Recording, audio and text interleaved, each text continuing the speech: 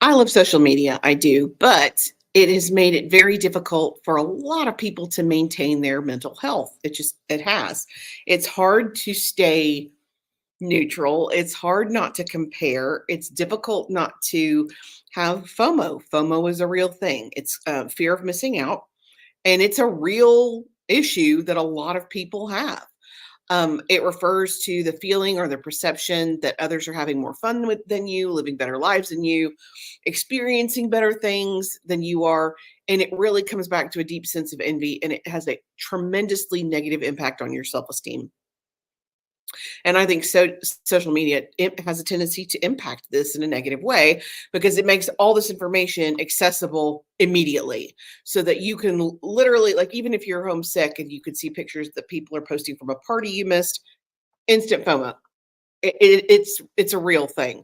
So today, May is Mental Health Month. So today we're going to talk about how to set limits and get rid of that FOMO and really stay healthy while you're online. And we're going to start with a kind of the personal side, but we're going to get to the business side because I think as business owners, a lot of times you put yourself in a position that other people don't have to worry about. So yeah, let's just go ahead and dive in. Okay, first and foremost, you really need to pay attention to your personal likes and dislikes. For example, I dislike Facebook a lot. It enrages me a lot because there's issues with hacking, there's issues with spammers and weird tagging. So in my personal time, I stay off of Facebook because it stresses me out. I know this about myself. I know it causes me to have anxiety and causes me to be irritated. So instead of putting myself through that every day, I tend to not scroll on Facebook. And if I see something that irritates me, I'll hide it or snooze it for 30 days. Because why would I put myself through all that? Now, my friends and family that I love, I will go look at their profiles and see what's going on with them. No issue doing that, but I don't want to just see this avalanche of information and news. It's overwhelming. So figure out what works for you and lean into it. You also want to be able to set boundaries and step away when necessary. I have a friend a former social media manager, she deleted all of her social media accounts. I get it. I do. If Facebook stresses you out, delete it, remove it from your account. You have to do what works for you. And sometimes those boundaries include just removing yourself from the temptation, like not having cupcakes around you because you'll eat the cupcakes. Same thing. Same thing. You can also help. It doesn't have to be cold turkey. You don't have to delete all of your accounts to step away. Sometimes it's as easy as setting boundaries that are time based, like where you reduce your posting. And you can go, if you go look at my Facebook profile right now, I can't remember the last time I posted. I really can't, because again, it's one of those personal boundaries that I've set because it helps me kind of stay out of that negative headspace. And you might not want to scroll. Scrolling might also have a negative impact on you. So if that's part of the boundary that you set, instead of deleting the app, if you're going to limit your use to 30 minutes a day and you're only going to go in and post, and then you're going to avoid scrolling, you have to do what works for you. And you want to spend more time connecting in real life. You want to spend more time connecting in person. And everybody's got that friend who can't pay attention to what they're doing because they're worried about posting. Everybody's got that buddy. As a Gen X, loud and proud, we don't have any record of our childhood at all. Nobody took pictures of anything we did, and I'm okay with that. So as an adult, that's just not who I am. We have one of our employees takes pictures of everything. She's like our own personal historian because if she didn't do it, we wouldn't have it. That's just the way it is. So it's just be in the moment, make those connections to real people because it will help combat that FOMO that you're experiencing on the personal side. Okay, now let's get more into the professional side.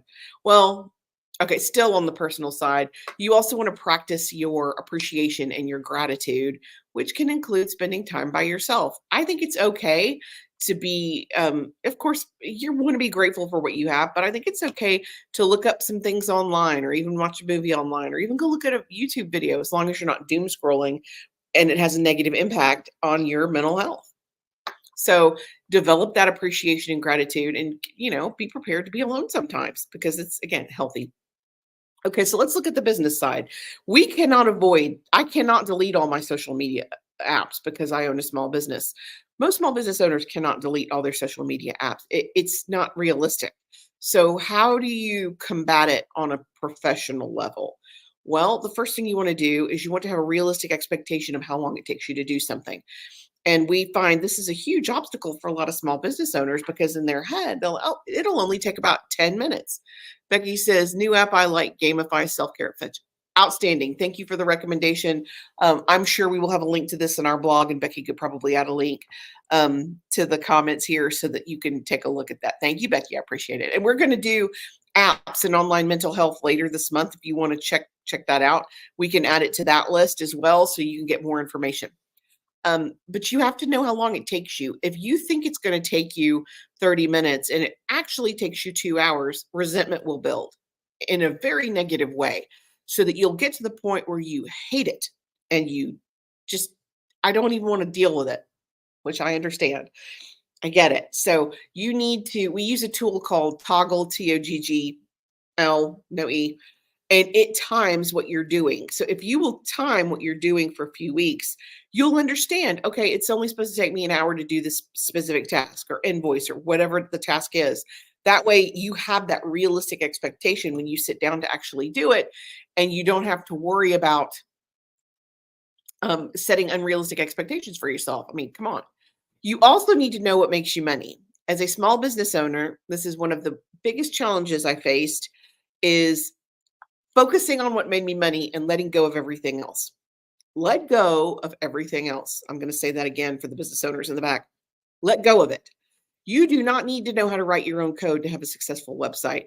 You do not need to know how to grow a potato in order to make great soup. You don't have to know how to wire your house to flip the light switch and have the light come on. You have to think about it comparatively. If what makes me money and creating a new course and promoting myself online, I need to focus on that, which means I don't need to reinvent the wheel trying to figure out how to do my own accounting. I hate doing accounting. I hate it a lot. So I have a bookkeeper who I love a lot because she does that stuff that makes me crazy. Lean into it. Now, can I do it? Yeah. And I did the first few years that I was in business, and it made me miserable and I hated it. And doing my taxes became this gargantuan chore that made me sick to my stomach. There's just no need for all that. Do what makes you money and let the rest of it go. It will save your mental health in a big way. And if you need help, recognize you need help. Again, let's go back to the accounting thing. Not my jam. I don't like it. I'm not great at it. I recognized that I needed help and I handed it over to a big bookkeeper. This is also true with social media. If you're not good at it or you hate it, don't do it. That's exactly what our team does. We can post for you or manage it for you so that you don't have to worry about it. That's part of our tagline. We remove the stress and the irritation from social media so you can have an easier life. Focus on what makes you money. Again, that's exactly what we're here for. So creative, you also want to create automation and process wherever you can, because again, that will streamline your online presence. So if you're getting the same question on Facebook over and over and over, you can pre-craft a response or 10 responses so that when you go in or whoever's managing your messenger goes in, they pick the correct response and they click and it's pasted. You don't always have to copy paste. You don't always have to be online, and automation, especially automatic replies, are going to help that a lot. You also probably want to evaluate your platforms and eliminate what isn't working. Okay, what do I mean by that? I mean, there are 10 platforms now that you could spend literally hours a day on. Don't do that. Figure out what works for you, what helps you, what makes money for you, what sends people to your website, what drives your traffic, and focus on that 1 or 2 platforms. You do not have to be all things to all people. You don't have to be on Twitter. You don't. Now, if that's your primary platform, okay, give up a different platform, Pinterest or LinkedIn. Do what works for you. Now, again, that doesn't necessarily apply to our company because we are a social media company. So we do need to have presence on multiple platforms, and that's fine. However, most small business owners don't need to be on more than 2 platforms, 3 max. It is what it is. So instead of trying to run around like a chicken with your head cut off, focus on what makes you money and just do that and let the rest of it go. Be like Elsa, let that go. You also a little bit of preparation goes a long way. So if you don't have a content calendar, I highly recommend that you get a content calendar. We have a free one on our website. If you go to our website, yoursocialyou.com, you can see it behind me over my shoulder. A pop-up's gonna pop up and it'll ask if you want the free download. Happy to share that with you.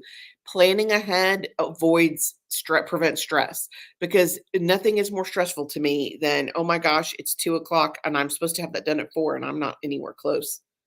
You can't do that with social media. Consistency is so critical for your online success. You can't be caught in the moment and continue to plan last minute. That's really not a plan. That's reacting last minute.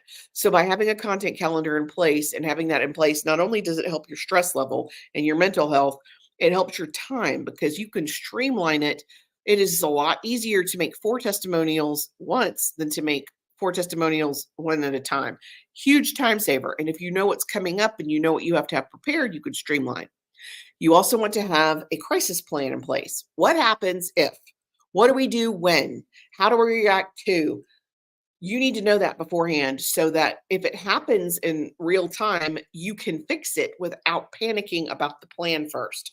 So if you're an online retailer, you need to know what your protocols are if you have a customer who posts a negative review that's true, who posts a negative review that's not true, or is not a customer and posts a negative review. You need to have action plans for all of these things so that you can take care of it without having to take time to figure out what you're going to do. You also need to verify your current systems in place. And that kind of goes back to our automation. Automation is great if it works. So now that I've told everybody to go download our free content calendar, if it didn't work, if that link was broken, that's problematic for me. It might be our first exchange, the first time you go to our website and check that out. And if it doesn't work, you may never come back.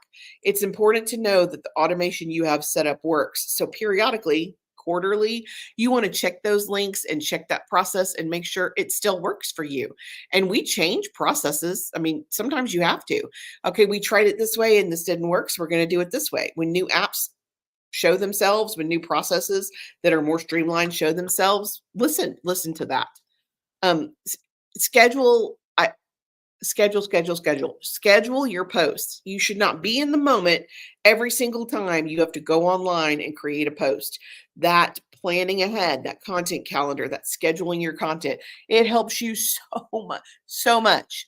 I am shocked again at how many business owners will just kind of fly by the seat of their pants. And I get it. I did it for a while. I've been there. So planning ahead and scheduling your posts. And now that LinkedIn is finally in this century, and that they were the last holdout where you had to have a third-party integration to schedule, they're on board. So you don't have to worry about that anymore. Schedule your stuff. And you want to maintain, of course, healthy habits, including limiting your comment response time. We have had videos that have gone super viral, and I could have spent literally 8 hours responding to comments. It's not healthy. Do what you can do and let it go. If that means, yes, you do want to try to respond to every comment and every DM, and that's great. But if you have a video that goes, or if you have anything that goes super viral, you can only respond to what you can respond to. And again, if you can't do it, you can always farm it out. That's what we're for. So maintain your health, maintain your boundaries, because if you burn out, who's going to run your business? You've got to be available to do that. Okay, next week we will be back and we're going to talk about resource roundup, online and local mental health resources. I'm big on the online resources and I love free stuff. So we're going to focus on a lot of free stuff.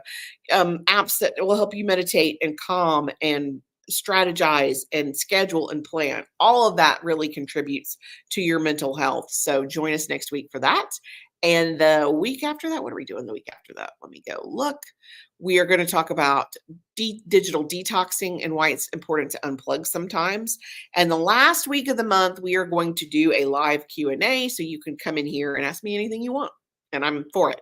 It doesn't have to be about Facebook. It doesn't have to be about mental health. It could be about anything you want to know, and we'll talk about it. So join me again, same bat time, same bat channel next week. Until that time, I am Karen Terradas with Social You, and I'm here to help. Thanks.